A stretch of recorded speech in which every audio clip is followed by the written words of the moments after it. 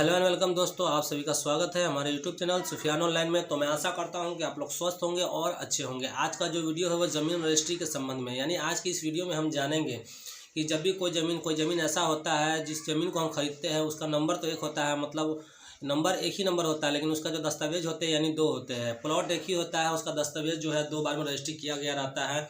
यानी मान लीजिए 5 डिसमिल का आपका ज़मीन है और उसका जो दस्तावेज है दो है, यानी एक दस्तावेज में 3 डिसमिल लिखा हुआ है, एक दस्तावेज में 2 डिसमिल लिखा हुआ है और जो दस्तावेज का नंबर है वो एक ही है, यानी प्लॉट नंबर और खाता नंबर एक ही है। तो उसको रजिस्ट्री कराते समय, यानी उस ज़मीन को अगर आप बाई कर रहे हैं, खरीद रहे हैं, तो उसको हम रजिस्ट्री कराते समय कितनी सावधानी पूर्वक और कौन कौन सी सावधानी बरतनी चाहिए ताकि आगे चल के हमें किसी चीज़ की परेशानी का सामना करना ना पड़े। जैसे दाखिल खारिज वगैरह होते हैं उसमें परेशानी का सामना करना ना पड़े, उसी की जानकारी आपको आज की इस वीडियो में मिलेंगी। तो वीडियो को शुरू करने से पहले और वीडियो में आगे बढ़ने से पहले, अगर आप हमारे चैनल पर नए हैं और अभी तक आपने हमारे चैनल को सब्सक्राइब नहीं किया तो हमारे चैनल को सब्सक्राइब करके बेल का आइकन को ज़रूर दबा दें ताकि अगली कोई भी नोटिफिकेशन हो, कोई भी इन्फॉर्मेशन हो तो मैं आपके साथ शेयर कर सकूं। तो आज का जो टॉपिक है उस टॉपिक को शुरू करने से पहले मैं आपका 2-3 मिनट समय लेना चाहता हूँ, और वो समय इसलिए लेना चाहता हूँ कि जो भी हमने वीडियो बनाया है उस वीडियो पर हमें कुछ कमेंट आए हैं, हमारे भाइयों के कुछ सवाल है, उन सवालों के जवाब आज की इस वीडियो में हम देंगे। तो 2-3 मिनट वेट करें आप, यानी उनके जो कमेंट है वो भी आप जानें, वो भी जानकारी है, यानी वो यूजफुल आपके लिए होगी। अगर वो आप सवालों जवाब जो आप सुनेंगे वो भी आपके लिए ज़रूरी है, क्योंकि जो सवाल पूछा गया है उनके प्रॉब्लम के हिसाब से है। उनको दाखिल खारिज कराने में कुछ प्रॉब्लम आती है, कुछ प्रॉब्लम फेस करना पड़ता है, उसी सब प्रॉब्लम का सवाल हमसे पूछा गया है, जिनका मैंने कमेंट में जवाब दे दिया है। बट आज की इस वीडियो में मैंने लाइव आकर मैं आपको उसका जवाब दूँगा। तो शुरू करते हैं आज का कमेंट।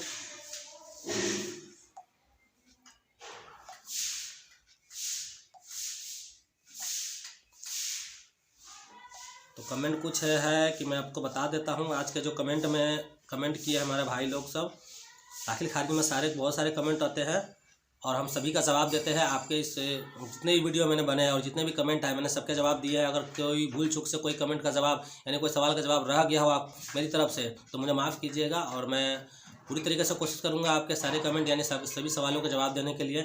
फ़िलहाल मैं अभी जो प्रेजेंट में जो कमेंट आया है, मुझे एक भाई रंजीत शाह है जिन्होंने हमसे पूछा है कि भाई, सबसे पहले उन्होंने लिखा है कि भाई जी नमस्कार, मेरा दाखिल खारिज एप्लीकेशन 13 दिसंबर का किया हुआ है, मेरा मुआवजा नंबर इतना इतना है, तो अभी तक वो प्रॉपर तरीके से हो नहीं पाया है। तो इन्होंने सवाल पूछा है कि 15 दिसंबर को इन्होंने ऑनलाइन किया था मगर उनका जो रसीद अभी तक कट नहीं पा रहा है, यानी दाखिल खारिज पूर्णतः रूप से हुआ नहीं है अभी तक।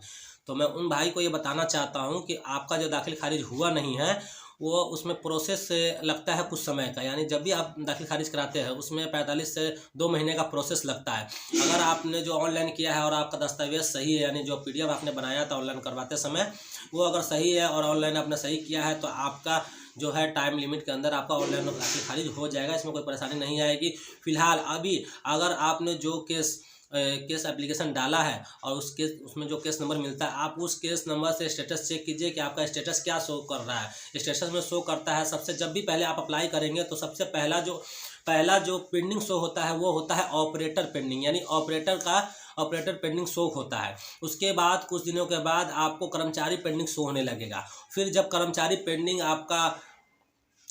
जब पेंडिंग आपको हटा देंगे, जब वो वेरीफाई कर देंगे तो आरओ पेंडिंग शो होगा। आरओ पेंडिंग जब वेरीफाई हो जाएगा, जब आरओ पेंडिंग वेरीफाई हो जाता है तो उसके बाद सीओ पेंडिंग लिखा आता है। जब सीओ पेंडिंग वेरीफाई हो जाएगा तो जब सीओ वेरीफाई कर देते हैं तो उसके 21 दिन के बाद आपका जो करेक्शन स्लिप है वो जनरेट होके आ जाता है। तो आप पहले देखिए अपने केस का स्टेटस कि आपके केस का स्टेटस क्या है, यानी अपने केस नंबर से वाद संख्या से आप चेक कीजिए कि आपका स्टेटस क्या बता रहा है। उसके बाद आप हमें कमेंट कीजिए, हम आपको आगे की जानकारी देंगे। फिलहाल चलते हैं दूसरे कमेंट पर कि दूसरा कमेंट जो है हमारा क्या है।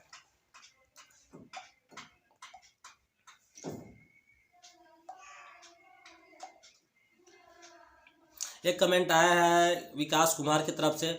तो सबसे पहले कि आपका बहुत बहुत धन्यवाद हमारे चैनल से जुड़े रहने के लिए और हमें सपोर्ट करने के लिए। इन्होंने लिखा है, सर मैंने म्यूटेशन के लिए अप्लाई किया हुआ है, 2 दिन पहले मौजा कर्मचारी से कॉल आया, नेम मौजा डिटेल एड्रेस पूछने के बाद कह रहे हैं आप मुझे ज़मीन दिखा दीजिए। मंडे 7 मार्च को कॉल किए थे, अभी तक उनका कॉल नहीं किया हूँ, क्या प्रॉब्लम हो सकता है, क्या म्यूटेशन वेरीफाई करने के लिए सभी लोगों को कर्मचारी का कॉल आता है, इन्होंने ये पूछा है। तो इनका सवाल जो है वो कह रहे हैं कि हमने जो म्यूटेशन अप्लाई किया था, तो म्यूटेशन अप्लाई करने के बाद क्या कर्मचारी वेरीफाई करने के लिए ज़मीन के पास आते हैं, यानी प्लॉट के पास आते हैं वेरीफाई करने के लिए। तो आज की इस वीडियो में मैं बताता हूँ आपको। विकास कुमार जी, इनका जो कमेंट है वो 2 दिन पहले का है, मैंने इनको जवाब दे चुका है पहले ही, लेकिन आज की वीडियो में हम बताएंगे लाइव आकर। तो इनको मैं बता दूं कि जो कर्मचारी होते हैं फील्ड वेरिफिकेशन करते ज़रूर है। अगर वो चाहे तो आपका जो ज़मीन है वेरीफाई करने के लिए वहाँ पर जा सकते हैं, लेकिन ये सब जो होता है वो कम ही केस में होता है, यानी कम ही कारण होते हैं, कुछ रीज़न होते हैं जिनके लिए वो जाते हैं फील्ड वेरिफिकेशन करने के लिए। नहीं तो वो आपका ज़मीन का जो पूरा डिटेल है, दस्तावेज का डिटेल देकर ही आपको वेरीफाई कर देते हैं। मगर कुछ अगर कारण है, कुछ अगर समझ नहीं आ रहा है, अगर उनको शक है कि ज़मीन आपका है या नहीं है, तो वो जाकर फिर वेरिफिकेशन कर सकते हैं। इसमें कोई दिक्कत परेशानी आपको नहीं आएगी। अगर वो आते हैं तो आप उनको वेरिफिकेशन करवा दें कि हमारा ज़मीन है, वो अपना वेरीफाई करके वो चले जाएंगे। इसमें कोई दिक्कत परेशानी आपको नहीं आएगी। देखिए जो कमेंट है वो 3-4 कमेंट है जो मैं बता देता हूँ। बाकी जो कमेंट है कि वीडियो में पॉसिबल नहीं है, अगली वीडियो में बताऊँगा कि उस जो कमेंट है उनका जवाब मैं देने की कोशिश करूँगा। एक और जो कमेंट है मैं वो भी बता देता हूँ, फिर आगे का वीडियो मैं स्टार्ट करता हूँ। एक भाई है अमन नाम से, अमन ALP लिखे हुए हैं, वो बार बार हमें कमेंट कर रहे हैं कि भाई कॉल कीजिए कॉल कीजिए कॉल कीजिए। तो भाई मैं आपसे निवेदन करता हूं कि आप अपना नंबर हमारे ईमेल आईडी जो है, जो मैंने मेल आईडी अब डिस्क्रिप्शन बॉक्स में दिया है, आप उस मेल आईडी पर हमें अपना मोबाइल नंबर सेंड कीजिए, हम आपको ज़रूर कॉल करेंगे। मैं अगर अपना नंबर कमेंट बॉक्स में देता हूं तो बहुत परेशान हो जाऊंगा, आप समझ सकते हैं, वो दिक्कत मुझे सामना करना पड़ सकता है। तो आप इसके लिए दिक्कत ना करें। आपसे मैं निवेदन करता हूँ कि आप मेल आईडी पर मेरे मेल आईडी जो मैंने डिस्क्रिप्शन बॉक्स में दिया है, हर वीडियो के डिस्क्रिप्शन बॉक्स में मेरा मेल आईडी उपलब्ध है, आप उस पर मेल कीजिए, अपना मोबाइल नंबर दीजिए, मैं खुद कॉल करूँगा। अगर आप असमक्ष है आप मोबाइल फ़ोन करने में तो मैं खुद कॉल करूँगा और आपकी जो प्रॉब्लम है वो मैं सॉल्व करने की भी कोशिश करूँगा। तो आज का जो कमेंट था वो इतना ही। और भी कमेंट है जो मैं आगे की वीडियो में शेयर करूँगा और उसका जो जवाब है वो भी मैं बताऊँगा। तो आज का जो मेन टॉपिक था कि ज़मीन रजिस्ट्री जब भी हम कराते हैं, एक ज़मीन का 2 दस्तावेज निकल के आता है। जब भी ज़मीन रजिस्ट्री करवाने जाते हैं तो उसको कैसे करवाया जाए। सबसे पहले आप देखिए कि जो भी ज़मीन, जो भी नंबर से आप रजिस्ट्री करवा रहे हैं, जो भी ज़मीन आप रजिस्ट्री करवा रहे हैं उसमें सबसे पहले आप नंबर चेक कर लीजिए कि वो नंबर का जमाबंदी एक ही है या अलग अलग है, यानी दोनों दस्तावेज का जमाबंदी एक ही कायम है या अलग अलग कायम है। सबसे पहले आप ये देख लें। और जब भी ज़मीन का रजिस्ट्री कराने जाए तो दोनों, अगर 2 दस्तावेज है, जब ज़मीन खरीदने जाते हैं तो अगर 2 दस्तावेज निकल के आते हैं तो दोनों दस्तावेज का जमाबंदी चेक कर ले, यानी उनका रसीद करता है कि नहीं, दाखिल खारिज पूर्ण रूप से कंप्लीट है या नहीं। अगर पूर्ण रूप से कंप्लीट है तो बहुत अच्छी बात है, अगर नहीं है तो उनका पहले दाखिल खारिज कंप्लीट करवाइए, उसके बाद ही उस ज़मीन को खरीदिए। तो क्योंकि अगर ज़मीन तो खरीद लेंगे लेकिन बाद में दाखिल खारिज कराने के वक्त आपको परेशानी का सामना करना पड़ सकता है।